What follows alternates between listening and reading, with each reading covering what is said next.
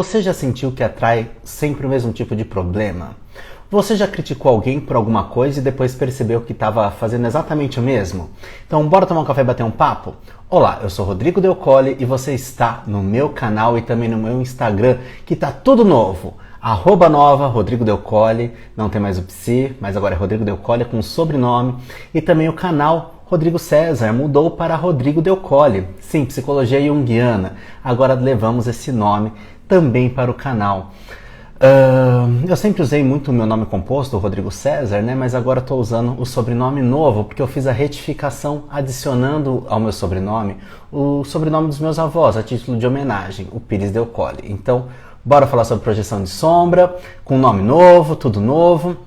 Apesar desse ser a primeira live no canal que eu estou fazendo com este sobrenome, o canal ainda vai ter um vídeo estreando no formato tradicional sobre estreando o sobrenome novo, né? Então, aqui é só um spoiler do que está por vir, né? Mas eu já disse isso no vídeo passado que tá no canal.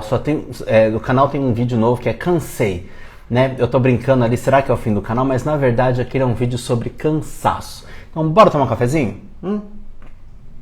Seguinte, tô com saudade de vocês já, porque faz uma semana que eu não entro em live. Eu vou tentar manter uma live por semana aqui com vocês, pra gente conversar sobre alguns temas.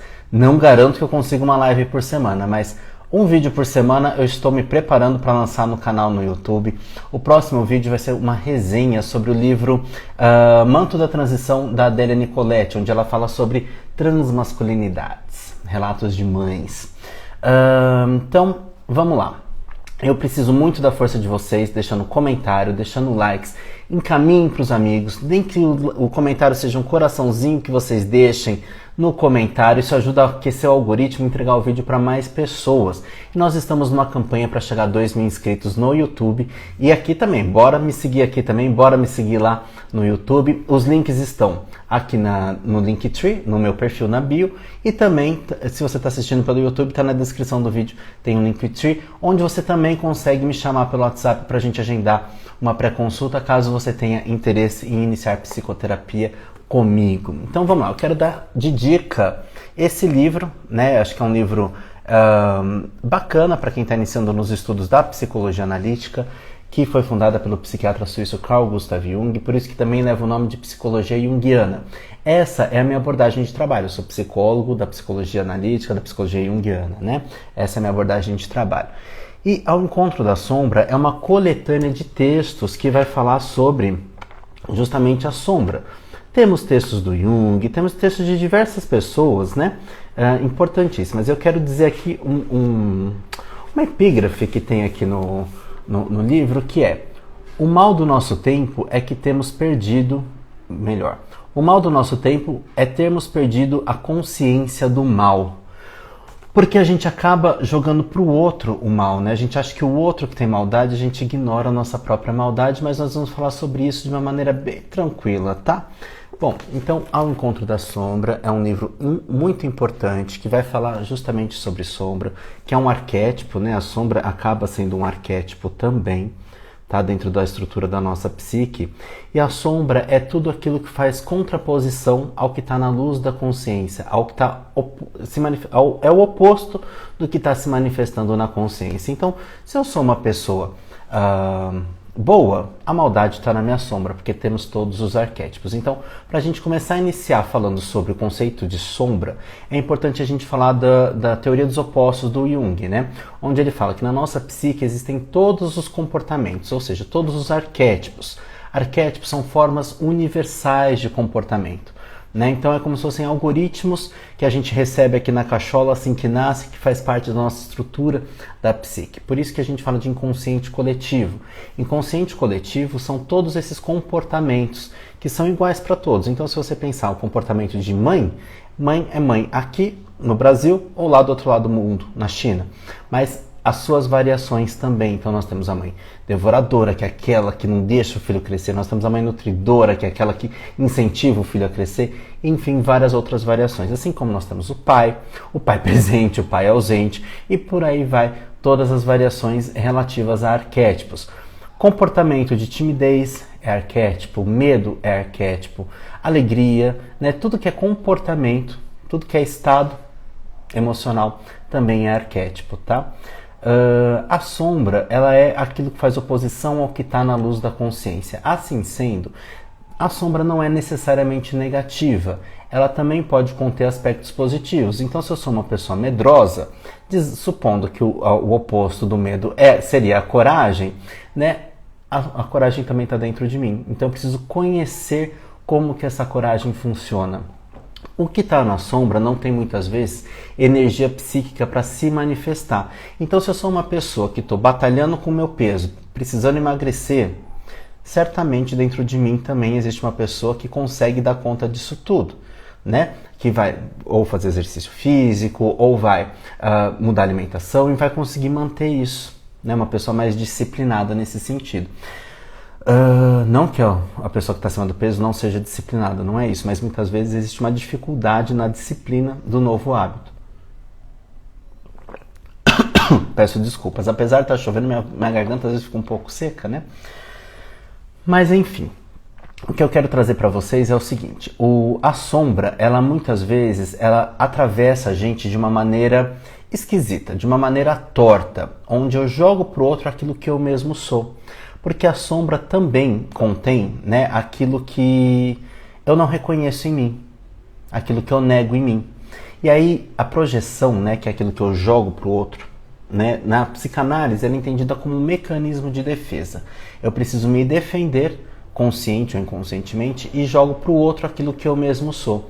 Na psicologia analítica, que é essa que eu trabalho, do Carl Jung, na psicologia analítica, a projeção não é um mecanismo de defesa. Ela pode também ser uma defesa, mas a projeção é tudo aquilo que eu externalizo que está aqui dentro de mim. Então, o simples fato de eu estar conversando com vocês já significa que eu estou projetando questões minhas. De uma certa forma, a escolha das palavras, dos exemplos, eu estou trazendo algo que está dentro do meu mundo. Então, por isso que também é uma projeção. E não necessariamente é uma projeção negativa ou um mecanismo de defesa. A projeção sombria, ela se assemelha muito àquilo que o Freud chama de mecanismo de defesa da projeção do ego. A projeção sombria, eu vou jogar para o outro, vou atribuir para uma pessoa, ou para um objeto, ou para um lugar, o que seja, uma característica minha, que eu não reconheço. Então, por isso que, voltando ao exemplo da identificação, por isso que às vezes eu fico babando o ovo em tanta musa e muso fitness, porque eu não reconheço o meu lado fitness, seja ele como for. Então, eu preciso reconhecer no outro algo que eu gostaria de ter também, mas que ainda não encontrou energia psíquica suficiente para que venha, que emerja para a luz. Entretanto, nem tudo é bonitinho assim nesse exemplo didático, né? A gente tem, é isso que eu estou falando, é um exemplo didático. Nem tudo é bonitinho dessa forma, nem tudo é tão matemático como eu estou falando. Muitas vezes a projeção sombria vem quando eu falo que só o outro é ruim, ou só o outro tem determinada característica. Quando eu aponto um dedo, eu esqueço que existem outros 3 apontados de volta para mim. Aliás, vamos ver as tatuagens novas que eu tenho feitas por Jean Love. Olha a cafeteira italiana, a V60/Melita, né? Tá uma mescla entre V60 e Melita. A prensa francesa, que é o meu método de café preferido. E aqui a Chemex, né? Que é um método que pouca gente conhece, a Chemex, né? Ela é inspirada nos utensílios de laboratório, mas também ela tem todo um jeito de passar café, porque eu amo café, né? Percebe-se, né? Mas enfim. Quando eu tenho um dedo apontado, eu tenho outros 3 apontados de volta para mim.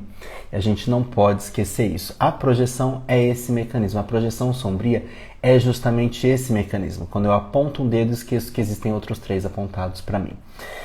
Então eu vou localizar no outro, eu vou ter uma antipatia pelo outro, né? E às vezes, de fato, o outro é um pentelho, de fato, o outro também é aquilo que a gente acaba criticando. Às vezes a outra pessoa também é. E não é porque eu estou criticando que eu necessariamente sou, né? Mas às vezes algum mal-estar ali acontece.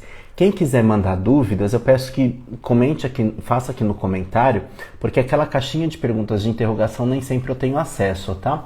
Mas quem estiver vendo a gravação pode mandar nos comentários, pode mandar no YouTube também, ali na parte de comentários, que sempre que possível eu respondo todo mundo, tá bom? Então assim...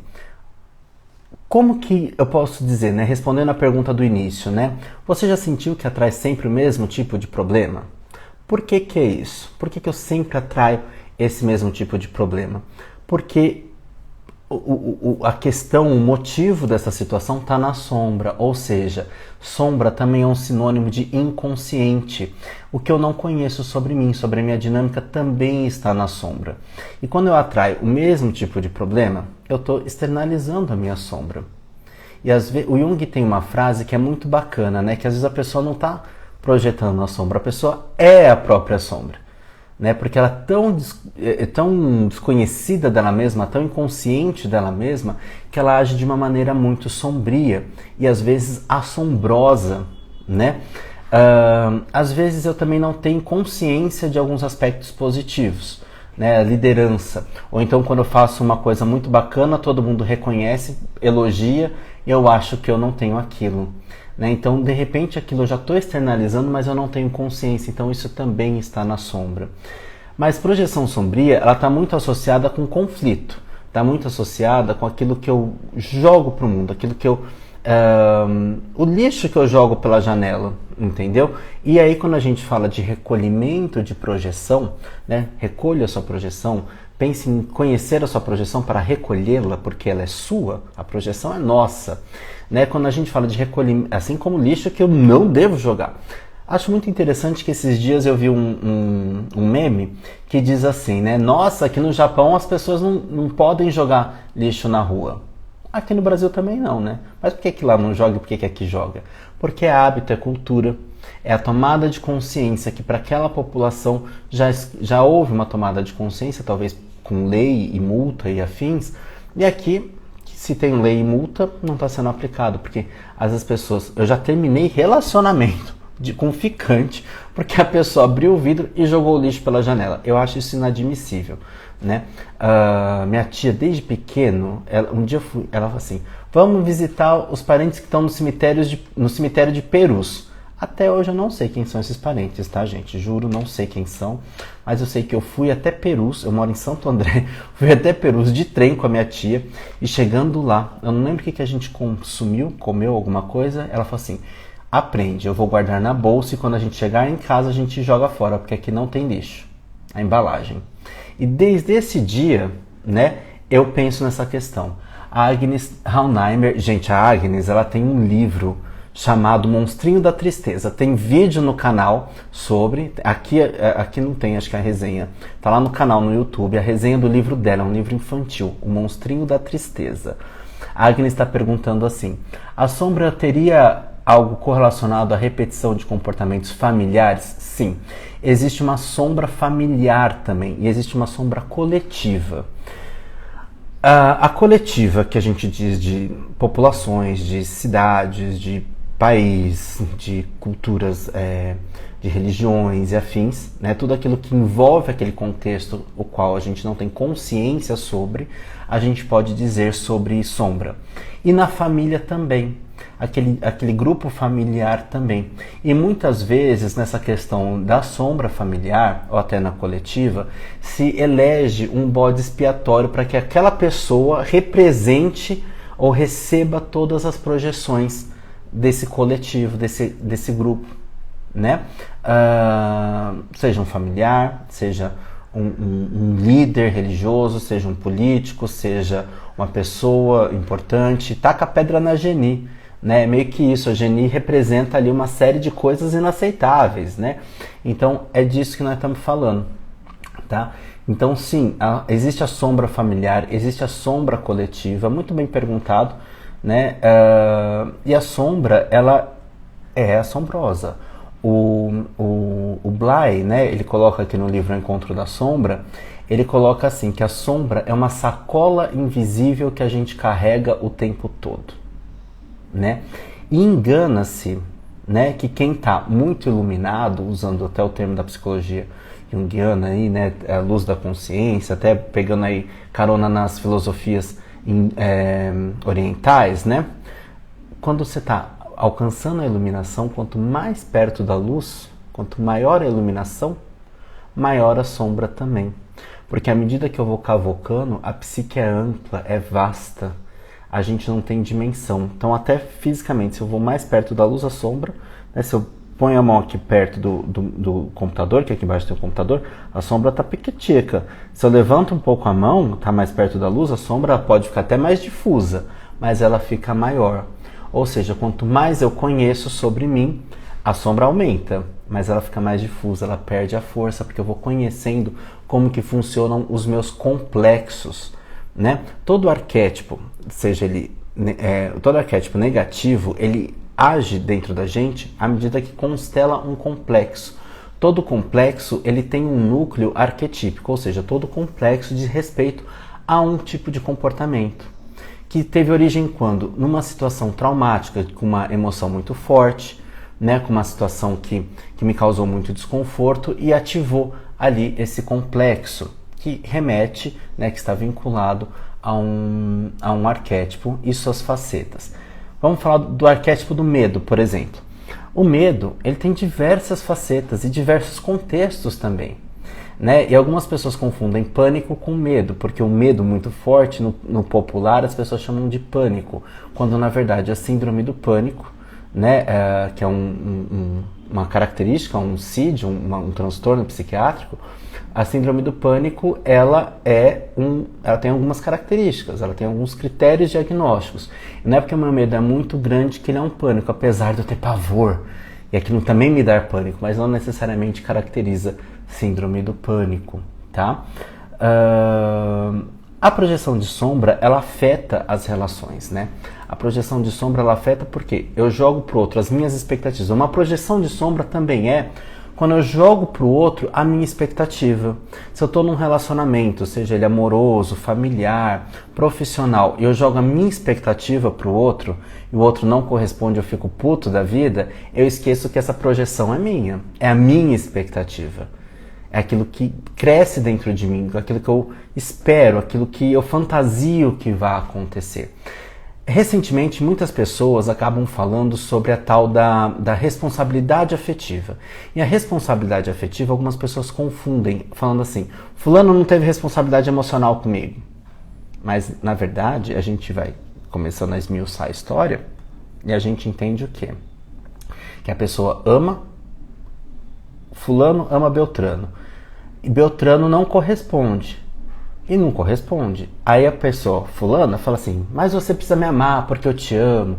Você precisa entender que eu te amo. Mas lá atrás a gente se amava. Mas não sei o que, mas não sei o que. Você tem que ter responsabilidade emocional. Não. Reciprocidade emocional não é sinônimo de responsabilidade emocional. Reciprocidade é a gente sentir de volta. E se a outra pessoa não sente de volta, você acha mesmo que argumentando vai convencer a outra pessoa a ficar? Não, né? Menos, né? Se fosse com a gente, né? Às vezes esse tipo de argumento tem que ver assim, porque às vezes uma conversa ajuda a outra pessoa a entender o que ela está sentindo. De fato é um amor que tá negando. Mas será que estender muito, esticar muito esse chiclete, não está dizendo que não vai rolar? Às vezes as pessoas elas insistem em algo que elas já sabem que não vai acontecer. Tentam argumentar, tentam chavecar, seduzir e não vai rolar. Às vezes não dá para ter repescagem emocional, mas as pessoas ignoram esse fato e querem convencer as outras. Isso tudo que eu estou falando é projeção de sombra. Se a outra pessoa não me quer, eu insisto que ela queira, eu estou jogando o que para outra pessoa? Manipulação, egoísmo e outra carência e outras coisas mais. No mínimo, claro, podem ser essas ou outras ou combinações, né? Então a gente pode pensar nisso. Então eu vou para essa relação com base em quê? Então sim, muitas vezes eu estou projetando essa sombra, esse algo que eu não conheço em mim, o não saber ficar sozinho, né? O não apreciar a minha companhia, a insegurança que eu tenho de levar a vida sozinho, né? A ausência da pessoa anterior. Às vezes acontece, né? Se eu terminei agora e uma semana depois já tô com outra pessoa, amando, trocando juras de amor, pera, vamos ver, né? Às vezes pode acontecer, né? Nunca diga nunca.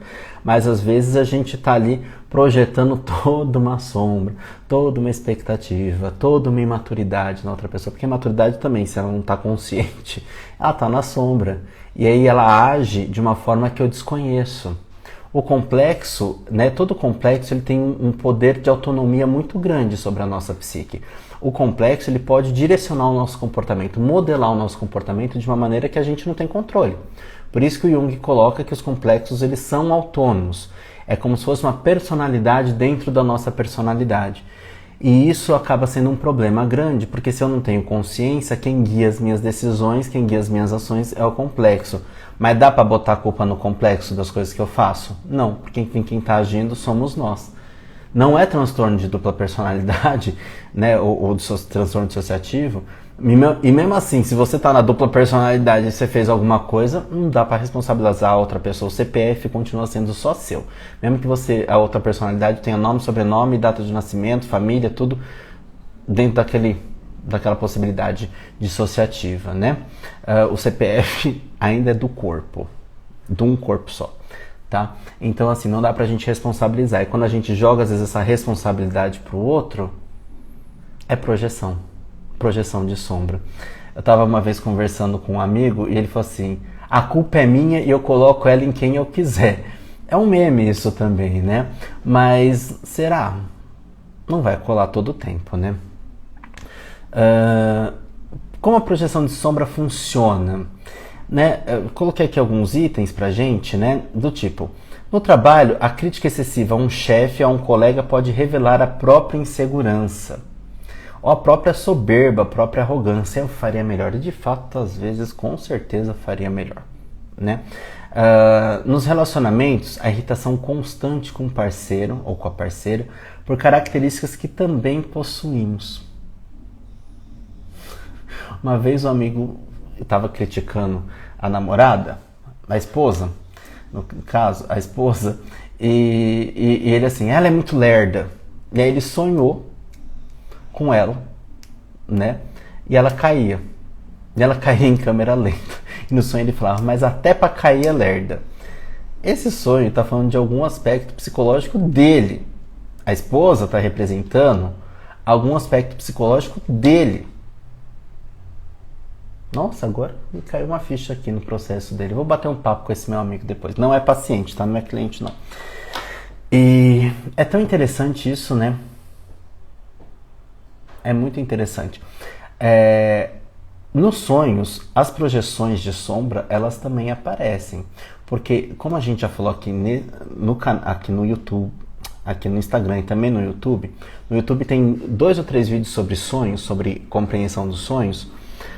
Nos sonhos, todos os aspectos dos sonhos são projeções da nossa psique, são elementos da nossa psique projetados nesses símbolos, sejam eles pessoas. Então a minha mãe no meu sonho, ela tá sendo representada pela minha mãe, mas na verdade é um aspecto psíquico meu, não é necessariamente a minha mãe, Dona Dalva, que está lá nesse sonho. É um aspecto psíquico meu. Então, no caso dele, do meu amigo, né, a esposa está representando algum aspecto dele. Eu aqui estou pensando, já até imagino que seja, né? Mas é interessante isso, né? Então, o sonho também trabalha com projeções. Essas imagens que surgem nos sonhos também representam.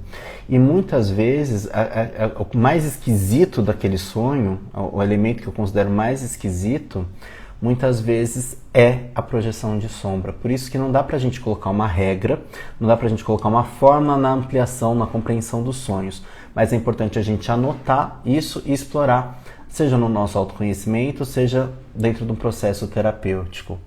A Agnes está colocando assim, sonhos constantes em perigo, sendo perseguido, então tem ligação com medo? Pode ter. Pode ter. Eu vou tomar uma licença poética aqui, Agnes, para explicar. Tá? Uma licença didática para poder explicar, tá? Sonho na psicologia analítica a gente nunca funila para um significado, a gente sempre amplia. Então, sonhos constantes em perigo, sendo perseguido. De fato, a pessoa pode estar sentindo perseguição. De fato, ela pode estar sendo perseguida na vida real, de fato.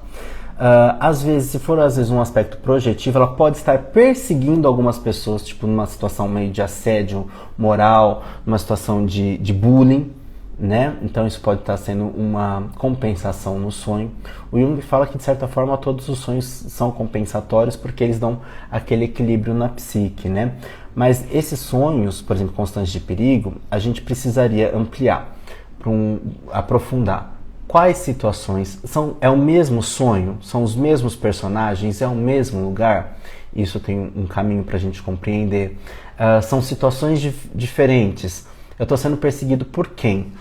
Pela polícia, pela minha mãe, pelo vizinho, pela Receita Federal, pelo William Bonner. Por quem? De repente a gente pode estar sendo perseguido pelo William Bonner, né? Agnes, já imaginou se eu chuto um exemplo e acabo mirando e acertando no William Bonner? Já aconteceu de eu dar um exemplo assim maluco e a pessoa falar que era mais ou menos aquilo. Pelo William Bonner é uma coisa. Uma vez eu estava num curso de sonhos. E aí eu estava lá no IGEP, né, no Instituto Jungiano de Ensino e Pesquisa. Quem estava ministrando esse curso era o Valdemar Magaldi e a Simone Magaldi. E a gente estava na roda, conversando e tal, e uma pessoa falou assim, não, porque tal dia eu sonhei com a Hebe e foi isso, a Hebe, a apresentadora Hebe. A Hebe foi isso. Eu fiquei curioso, e ela estava sentada do meu lado. Eu fiquei encantado com o sonho, porque eu falei assim, quem que é a pessoa maluca que sonha com a Hebe? Né? Eu falei assim, quem é essa doida? Porque eu não conhecia, né, essa pessoa.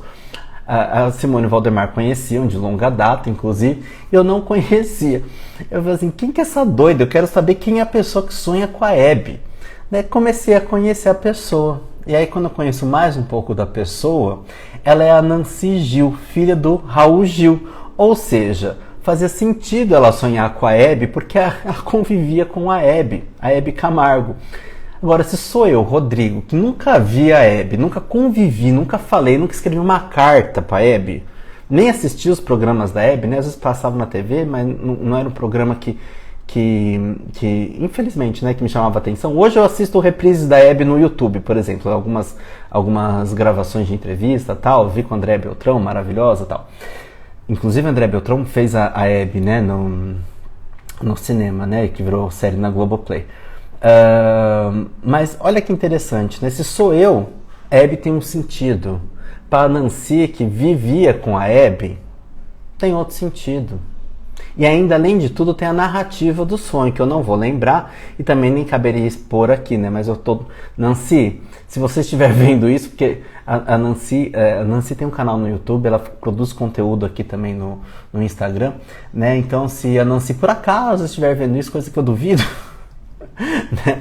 Tomei como exemplo você para falar sobre sonho, porque Nancy, naquele dia eu te achei muito doida. Eu falei, quem que é a doida, né? E aí eu vou contar para vocês também, né? No canal dela, ela estava contando um dia um sonho, então eu tô falando uma coisa pública. Ela estava contando um sonho que ela teve com qual cantor? Eu não sei com qual cantor agora, eu não lembro com qual cantor. E ela foi pro escritório dela, descabelada, com roupa essas roupas de fazer faxina em casa. E aí ela entra no elevador. Quem estava dentro do elevador? Acho que ele não morava lá, né? Eu não lembro o contexto. E era esse cantor. Né? Ela abraçou, tal, porque conhecia, tal, né? A Agnes agradeceu, eu que agradeço.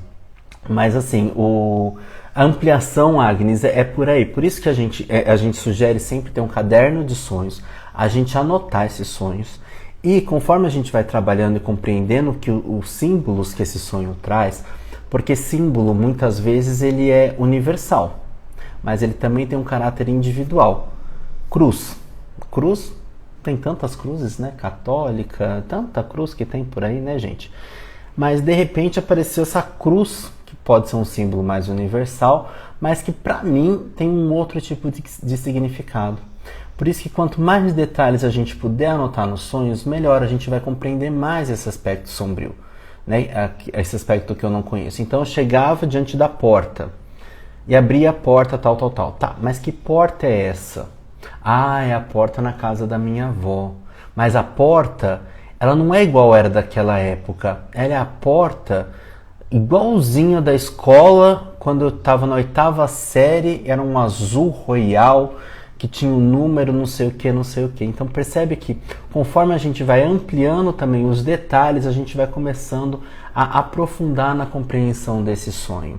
E nisso a gente está falando de sombra também. Porque o inconsciente, quando ele produz o sonho, ele está produzindo símbolos. A nossa psique produz símbolos diariamente nos sonhos. Ah, Rodrigo, mas eu não lembro dos sonhos. Nós sonhamos. É biológico, é fisiológico. Sonhamos. Lembrar é outra história. Às vezes eu não lembro, às vezes eu até lembro, mas eu não ponho atenção, então eu esqueço que eu sonhei. Às vezes eu acordo com um desconforto muito grande ou com uma alegria muito grande, não sei explicar porquê, então provavelmente isso tem a ver com o sonho que você estava tendo, que você não tinha colocado atenção nisso, tá bom? Vamos lá. Com dinheiro e sucesso, o desprezo por pessoas bem-sucedidas pode revelar medo de não ser suficiente. É aquela rejeição, né? Aquela exclusão, aquele distanciamento. Aquela história, gente rica é tudo mau caráter. Será? Né? Esses dias eu vi um vídeo que eu fiquei chocado com a falta de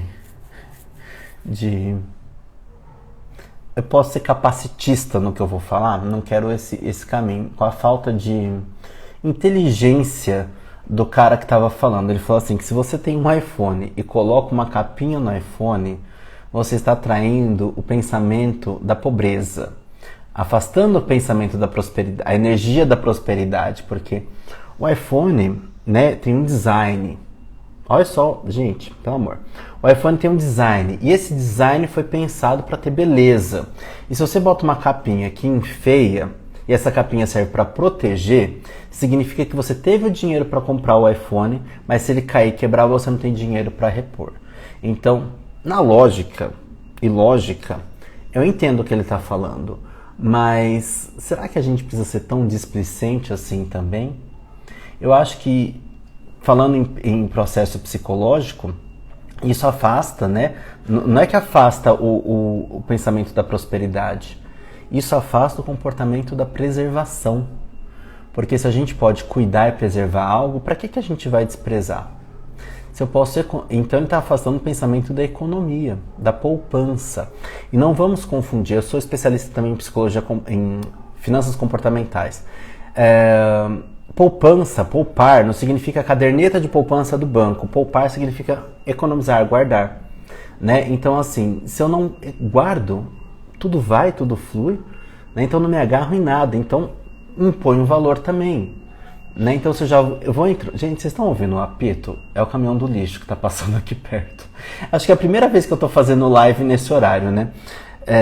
Então, o caminhão do lixo está passando aqui, tá? Então, por isso que vocês estão ouvindo esse apito aí.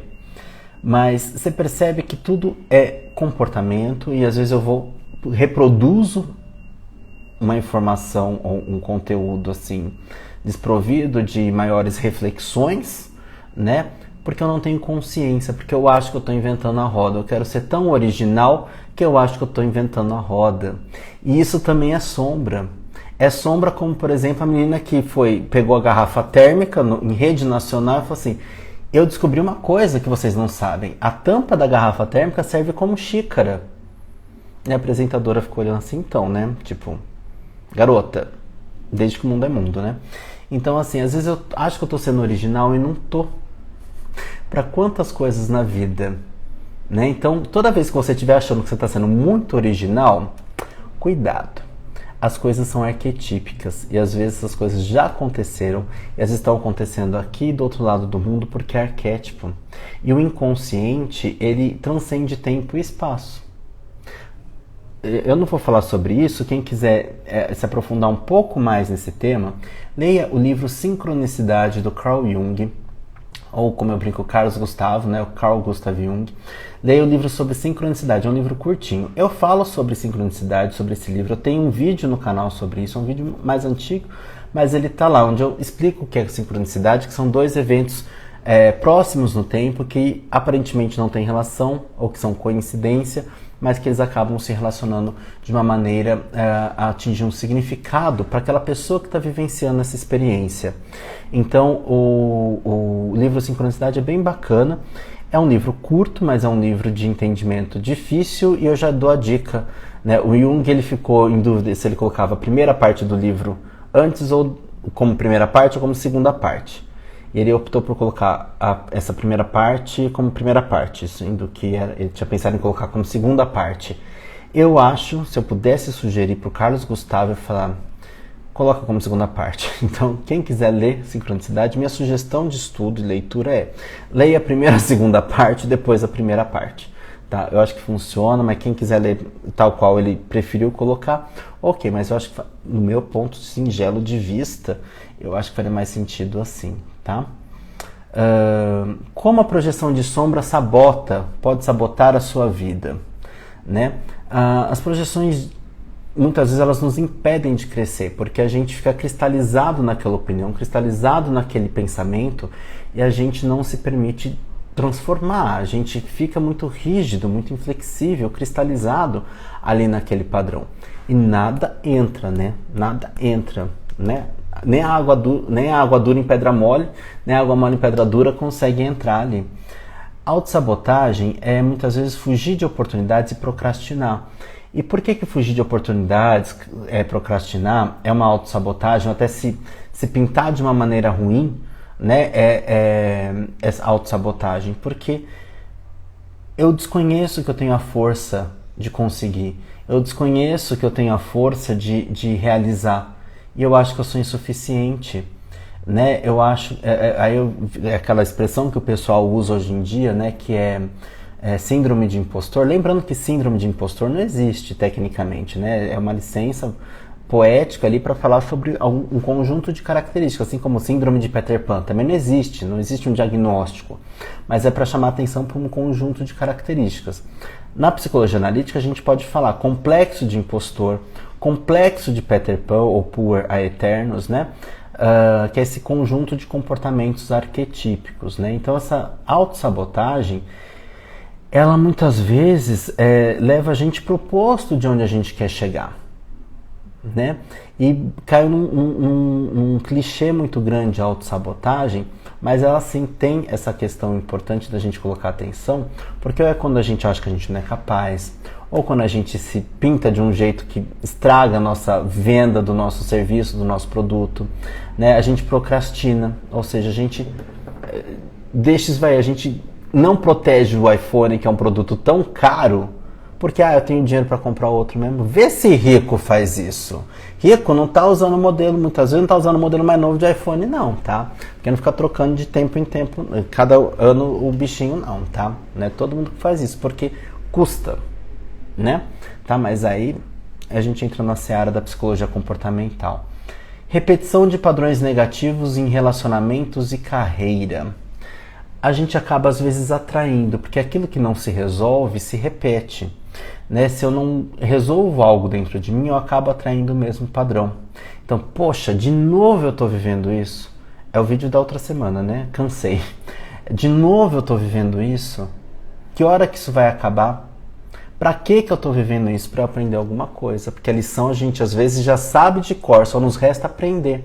E como é que a gente vai aprender isso? Se a gente não olhar para dentro. Se a gente achar que é sempre lá fora. Ah, mas é que o outro me trata assim, o outro me trata assado. Tá, e como você permite que o outro te trata? Por que você permite que o outro te trate assim? Pra quê? E às vezes a gente vai começando a entender um ganho secundário, né? A pessoa acaba ganhando um status de piedade, né? As pessoas começam a ter piedade, a pessoa se vitimiza, chama atenção de alguma forma. E o lado sádico, né? Olha como ele que é ruim, eu não.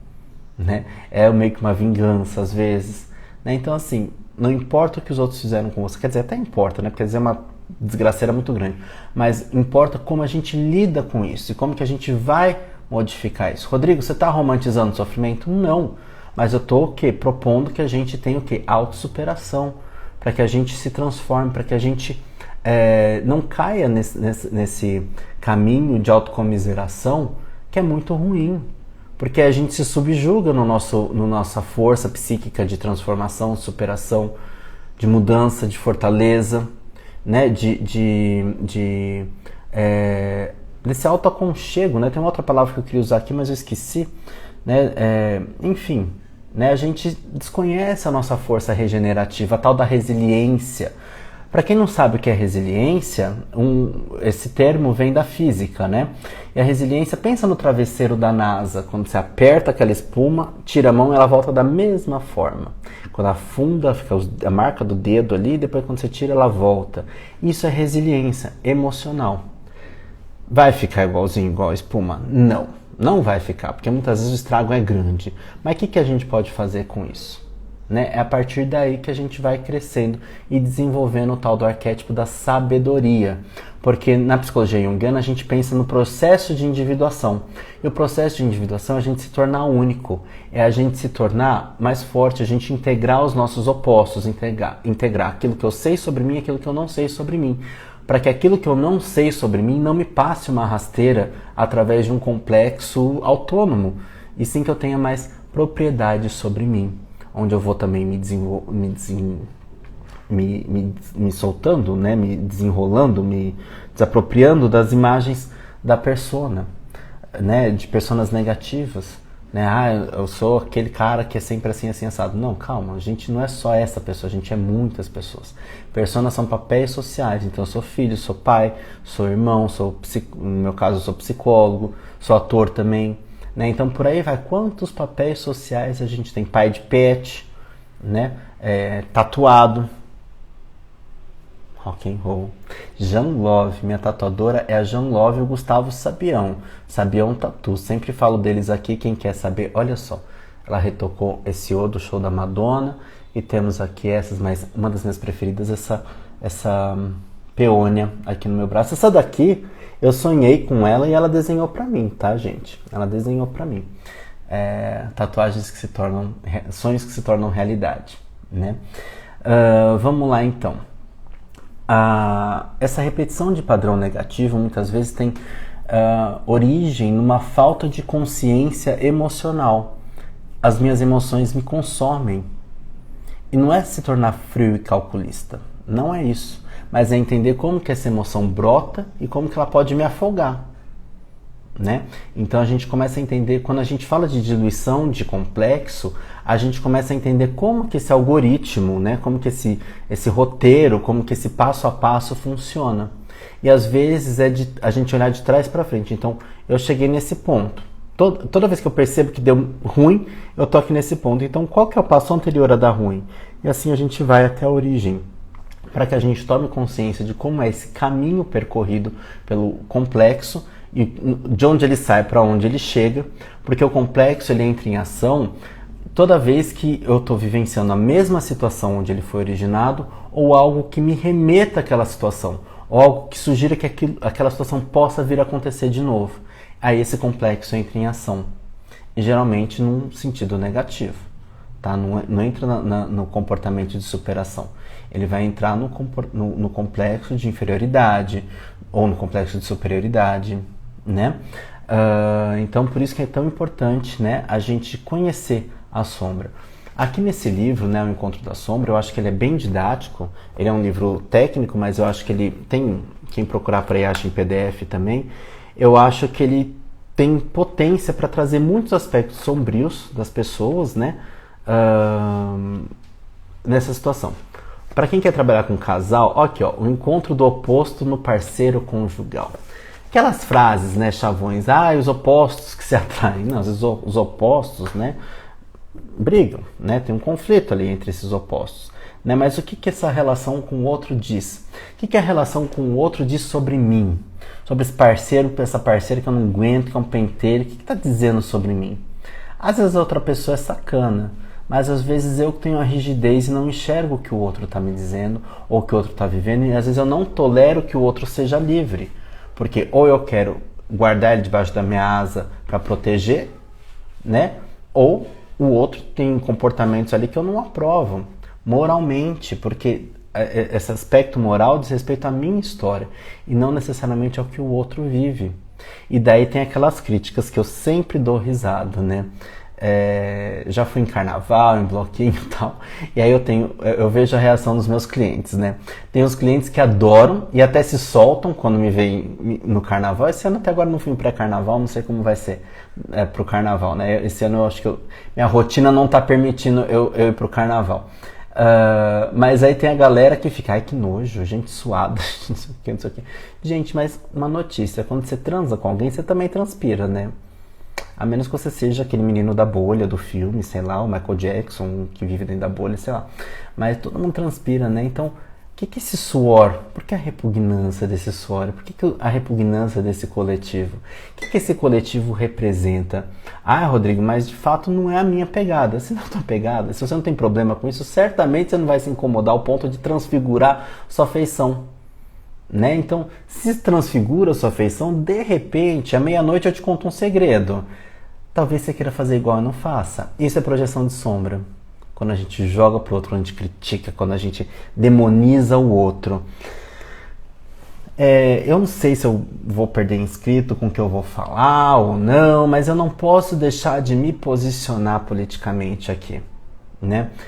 Nós vivemos no nosso país uma polarização política, partidária, uma polarização onde tem a galera que não sabe lidar com conflito e é a galera do deixa disso e prefere se isentar politicamente.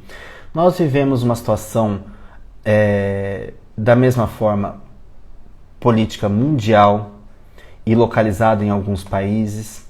O crivo de julgamento em cima das ações políticas de governos, às vezes autoritários, totalitaristas, ditatoriais, fascistas e afins, muitas vezes eu tolero que esse cara faça isso porque eu penso igual, né? Ou porque isso me favorece o meu umbiguinho ali.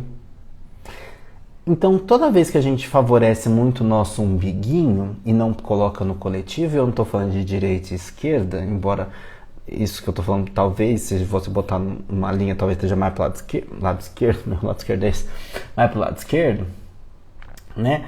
Se a gente parar para pensar no coletivo, sai do umbigo. Mas umbigo é a vantagem. Umbigo é quando eu acho que um benefício de uma porra de um botijão de gás, né? Eu fico com inveja e eu critico, mas vai dar o botijão de gás? Vai, meu filho. E vai.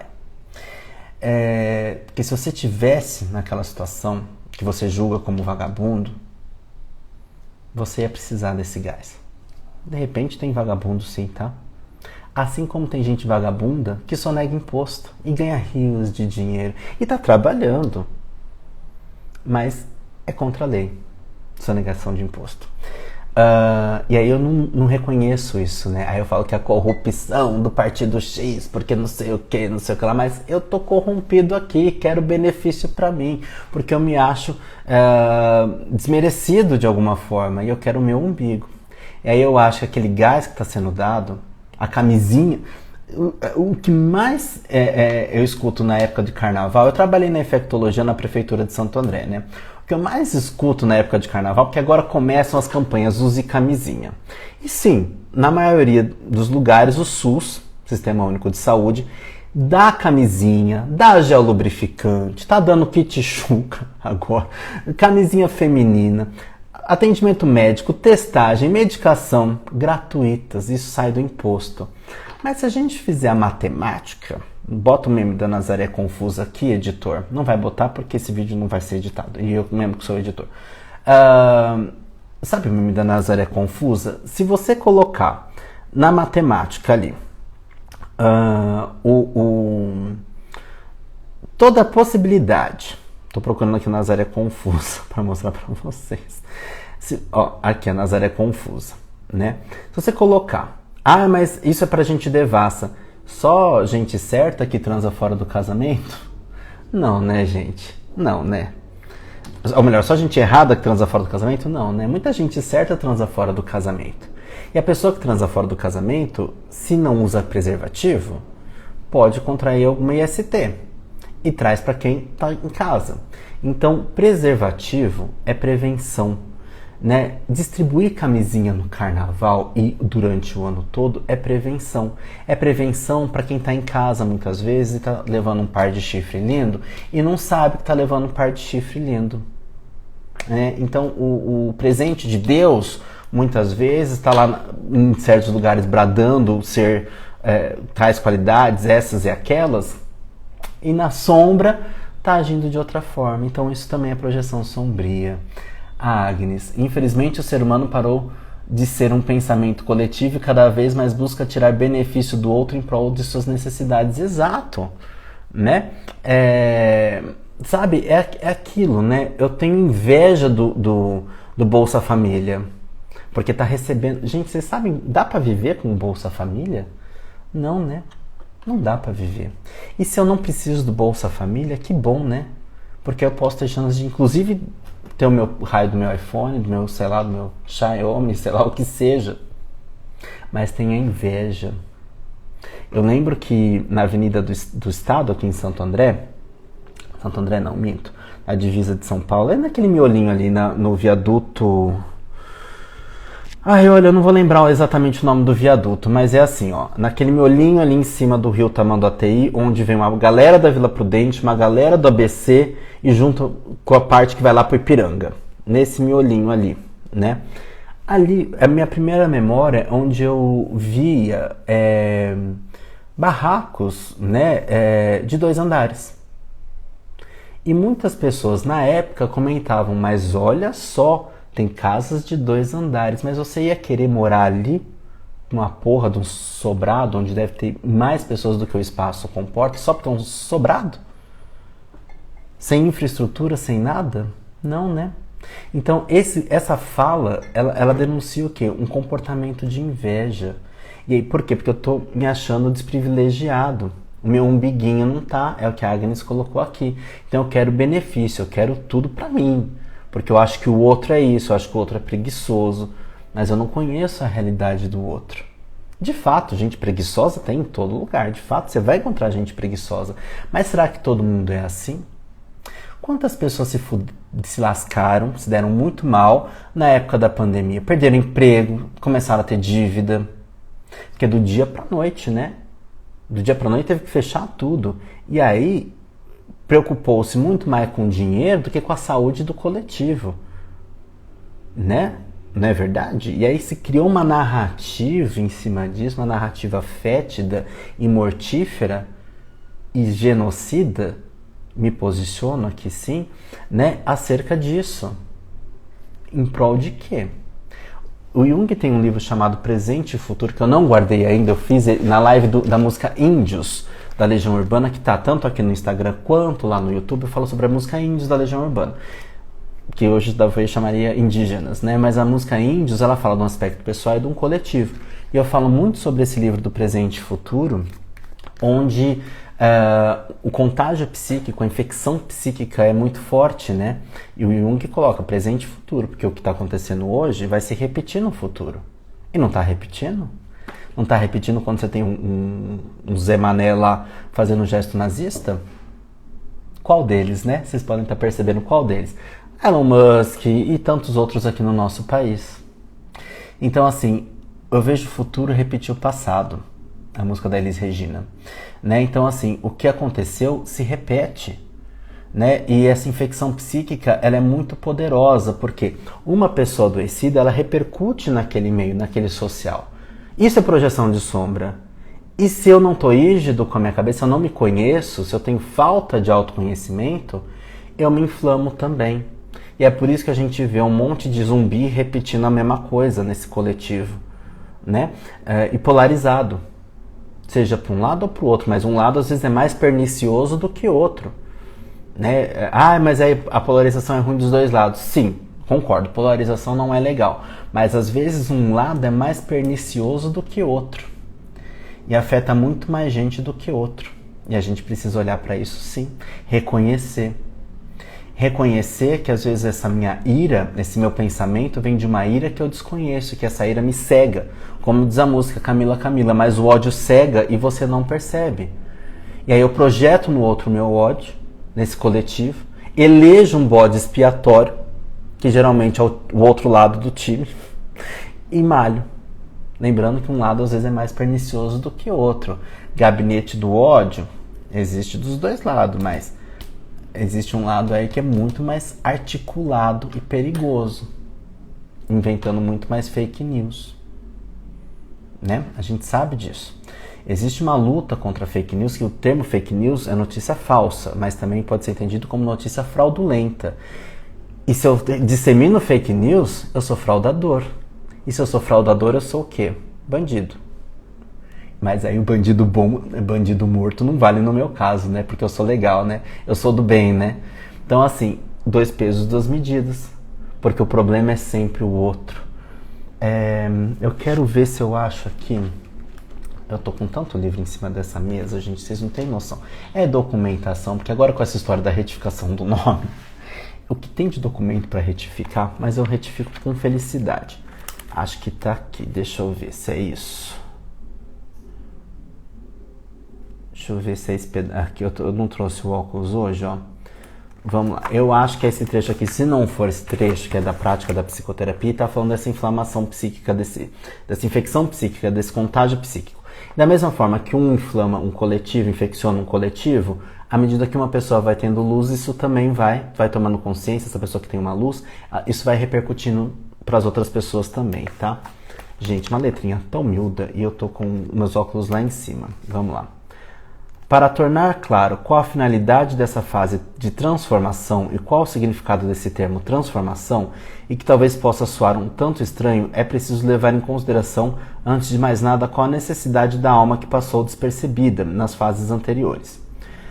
Em outras palavras, é preciso perceber o que mais ela poderia exigir, além e acima de tornar-se um ser social normalmente ajustado.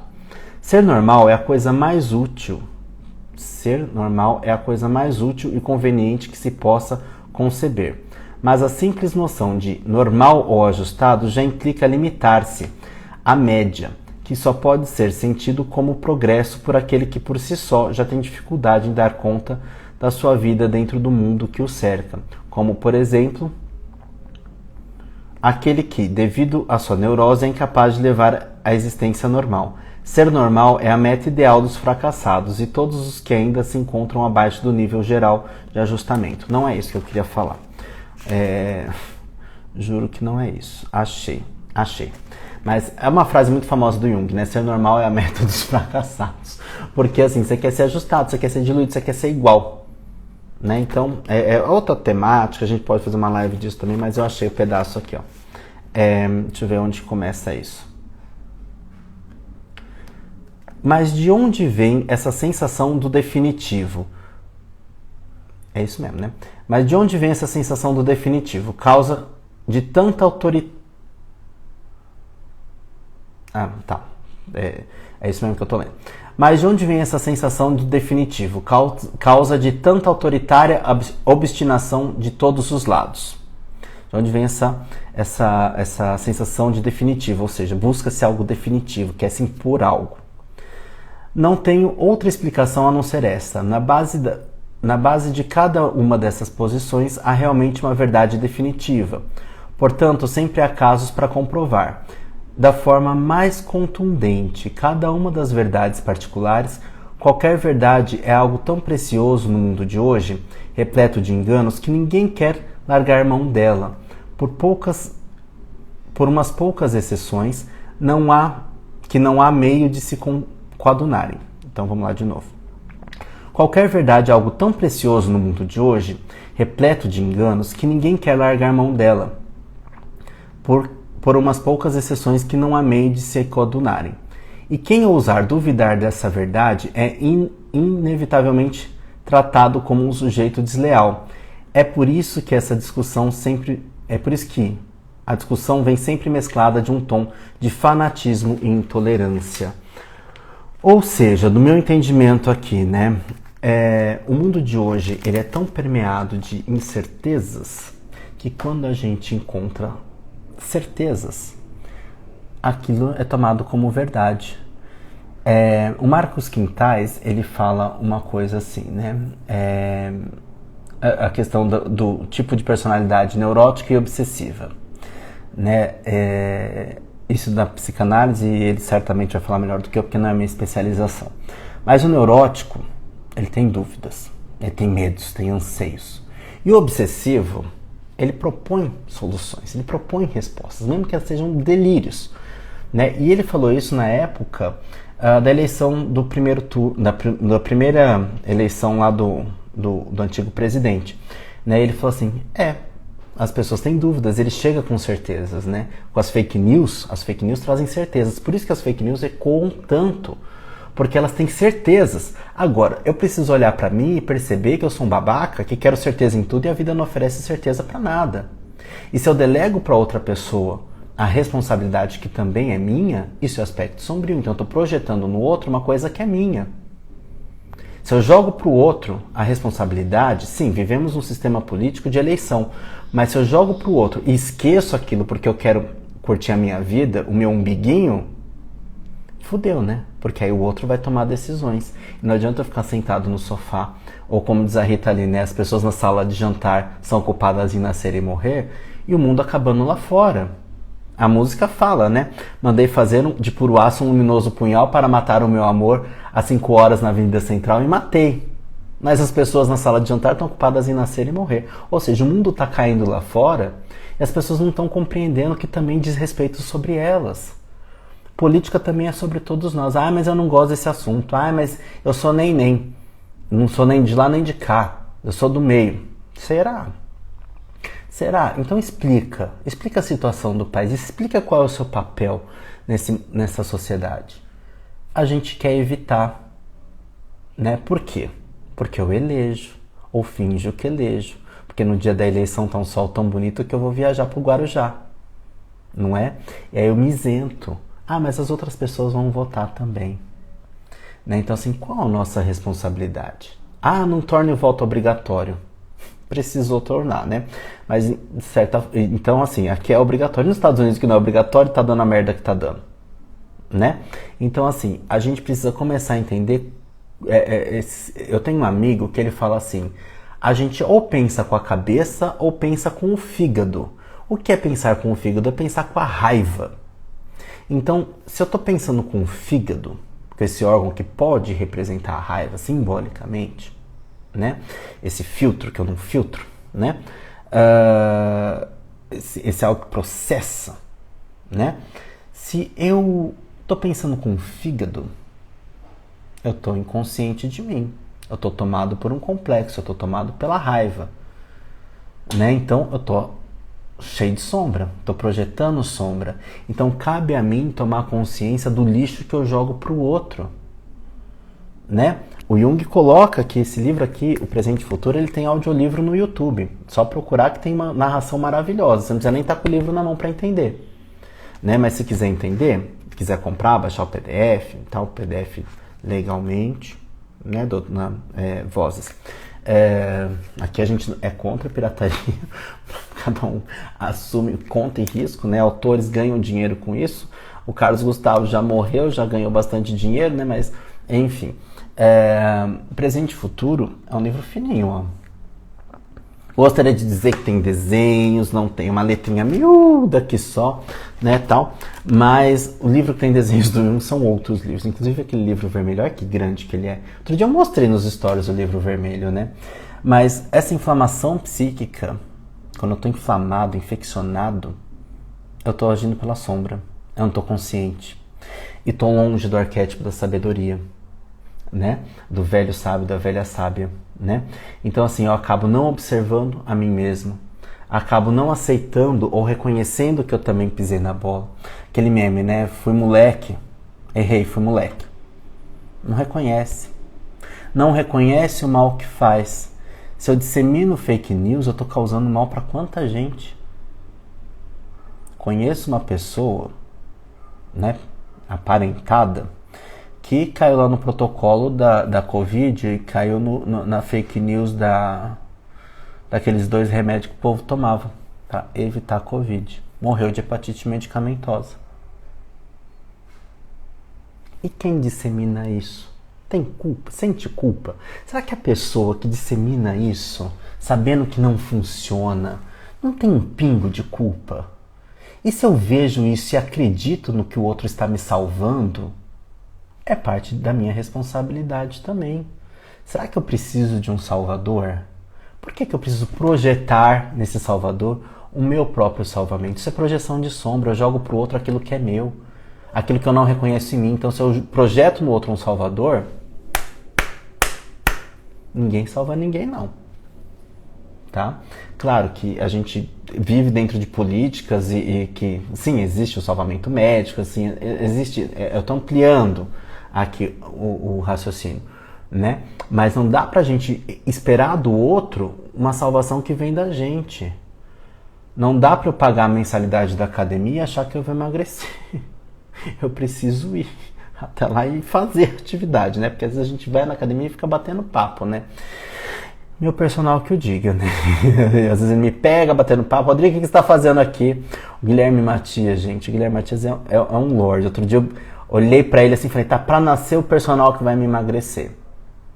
Tá pra nascer mesmo, né? Não tá pra nascer, porque o Matias é excelente. Mas eu sou corrupto nesse ponto de comida. Eu me entupo de doce. Hoje tive uma folguinha entre um atendimento e outro. 10 minutos. Foi o tempo de eu correr e comprar um sorvete pra tomar. Precisava? Não, mas... Enfim, precisava. Dei um carinho pra alma, né? Deixa eu passar aqui mais algumas coisas, né? A projeção, por exemplo, quando a gente elege um diabo, um capeta, o mal, né? É aquela frase do começo aqui, ó. Né? A gente já tá caminhando pro fim da live, né? Mas é aquela frase. O mal do nosso tempo é termos perdido a consciência do mal. Porque eu jogo o mal no outro. É o vermelho, é não sei quem, é não sei o que lá. O mal tá no outro. Não reconheço o mal em mim, porque eu sou hang loose, my friend. Eu sou do bem, de bem, que seja. E aí, o meu crivo é o que passa a valer. Igualzinho tá ali no texto da prática da psicoterapia. A minha verdade, e é por isso que fica tão inflamado, porque eu quero impor a certeza que eu achei que eu descobri, que eu achei que eu inventei a roda. E eu digo, ingenuidade não é bondade. Ingenuidade é deixar os outros fazerem o que quiserem. Eu não conheço o mundo, então eu preciso sim me preparar que existe maldade no mundo. E antever às vezes o que o outro vai fazer. Enfim, direção defensiva é isso. É você estar consciente do que o outro vai fazer no trânsito. E você antever a cagada que o outro vai fazer no trânsito. E você estar mais atento. Presumindo que o outro vai fazer uma cagada. Então, assim, eu quero contar um caos aqui pra vocês. Eu vou contar, cadê aqui? Conto dos Irmãos Grimm. Eu vou contar esse caos aqui, gente, porque eu sei que vocês gostam de historinha. E a gente vai contar uma historinha dos Irmãos Grimm. Cadê aqui? Adoraria. Bom, a letra tá grande aqui, ó. Deixa eu dar uma bica no café aqui. Aliás, a gente às vezes cai em cada narrativa, né? O povo lá escondendo café, falando que estava em falta, e o povo estava escondendo café e, surpresa, abriram o galpão, foi roubado. Isso aí virou notícia, tá? O conto dos Irmãos Grimm. Aliás, a gente elege umas palavras também que a gente não pode falar, né? Tipo, uma crítica. Eu sou ator também, tá? Assim, eu sou ator. Não uma crítica a mim, porque modesta parte eu sou um bom ator. Sou ator, diretor e dramaturgo também. Sou artista. Mas aqui quem está falando nesse exato momento é o ator.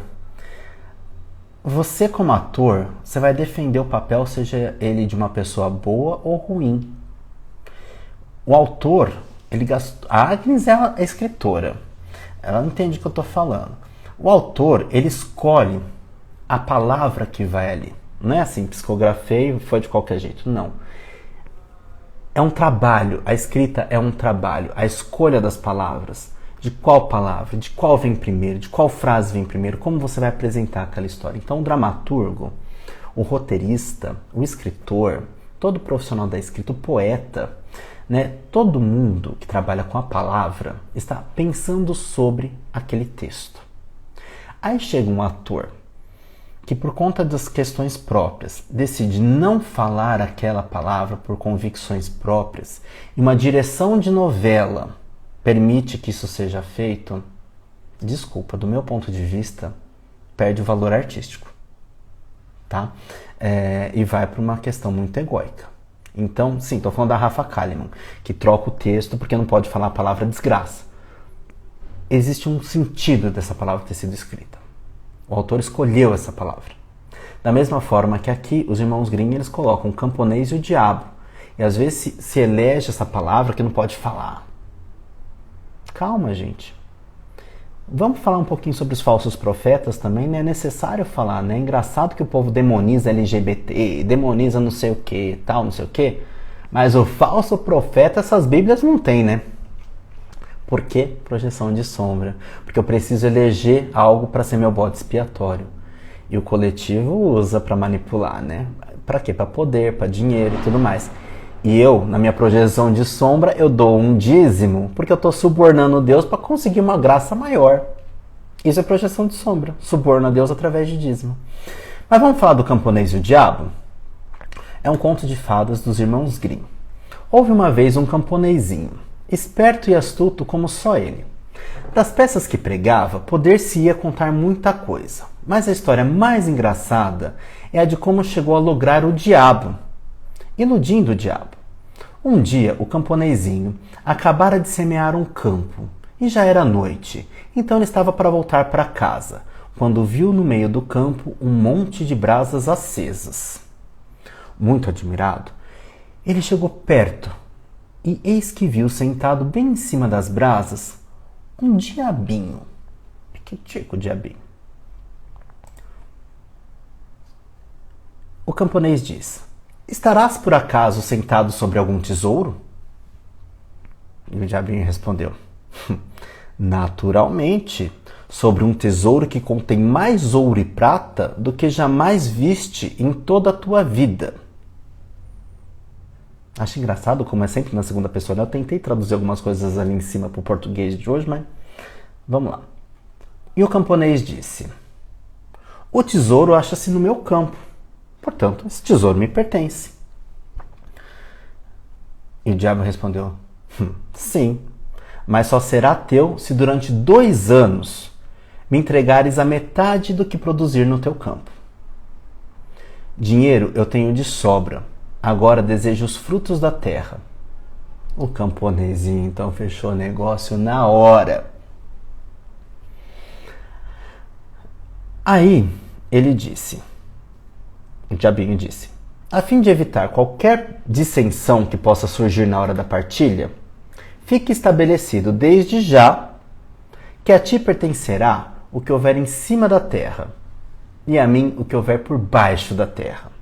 Ou seja, semeou, e para ganhar o tesouro, né, que o tesouro está na terra do camponês, o diabo falou assim: então, o que ficar em cima da terra é meu, o que ficar por baixo da terra é seu.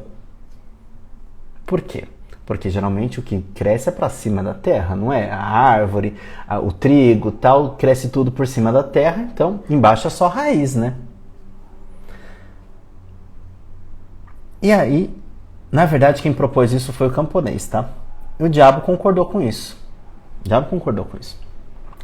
O camponês esperto só havia semeado nabos.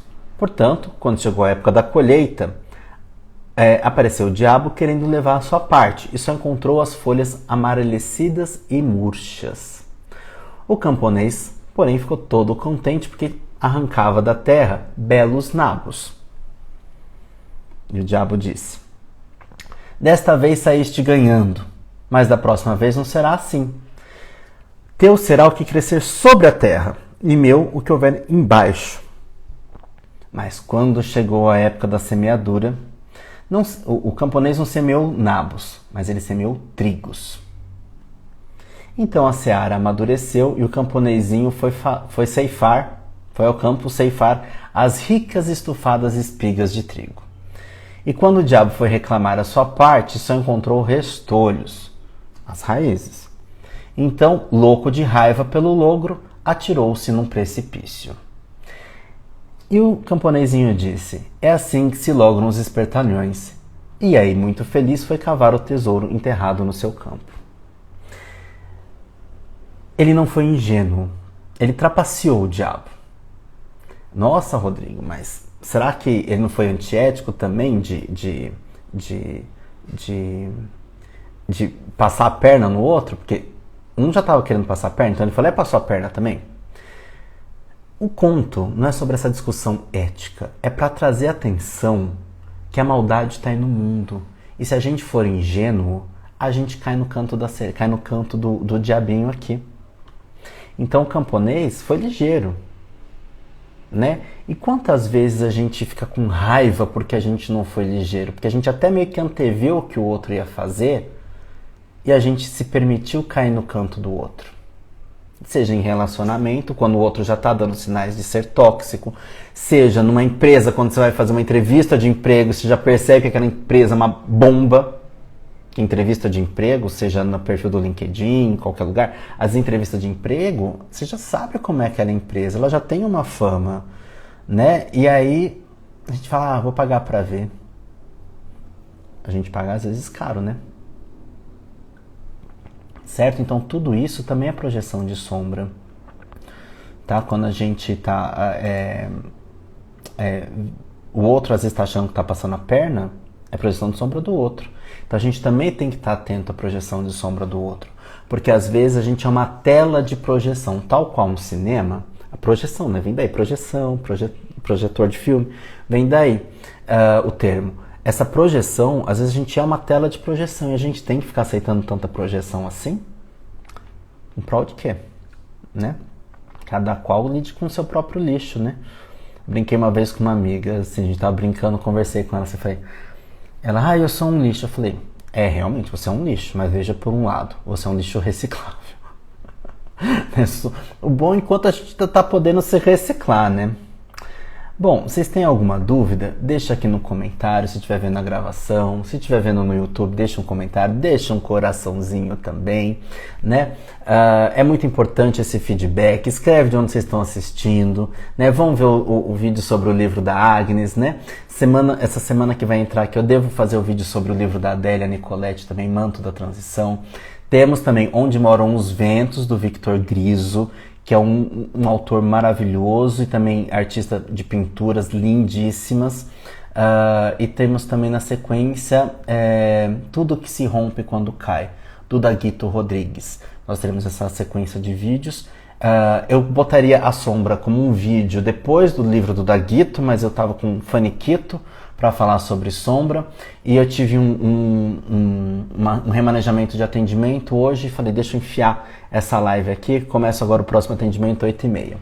Tá bom, meus amores? Quero agradecer vocês, a presença de vocês, quem ficou comigo aqui até agora, né? Todo mundo que passou por aqui pela live também, e para quem está assistindo a gravação, seja no Instagram, seja no YouTube. E bem-vindos ao meu novo nome, Rodrigo Deocoli, que é o sobrenome do meu avô. Meu nome todo ficou Rodrigo César Casimiro Pires, que é da minha avó, do meu bisavô, Deocoli, que é do meu avô. Meus avós maternos, o Casimiro já é do paterno, tá bom? Então eu quero agradecer a todos vocês. Quem for consultar meu nome por aí, está no momento de transição, a razão social da empresa está mudando também. Nossa, Tadeu Ramos, lembrou que eu existo? Entrou agora no final da live, criatura? Vai voltar e vai assistir desde o começo, tá? O Tadeu Ramos é meu social media, tá? O príncipe aí, quem precisar de um social media bom, @canal Tadeu Ramos, tá bom? Sabendo que eu sou o cliente mais rebelde dele, né? Os outros clientes dele que ele ama. Nossa, eu dou cada apelido, porque alguns dos clientes dele eu conheço também, tá? Eu dou cada apelido, né? Porque tem um que é o pirocudo, que ele só fala desse pirocudo o tempo todo. De mim, ele nem dá atenção pra mim.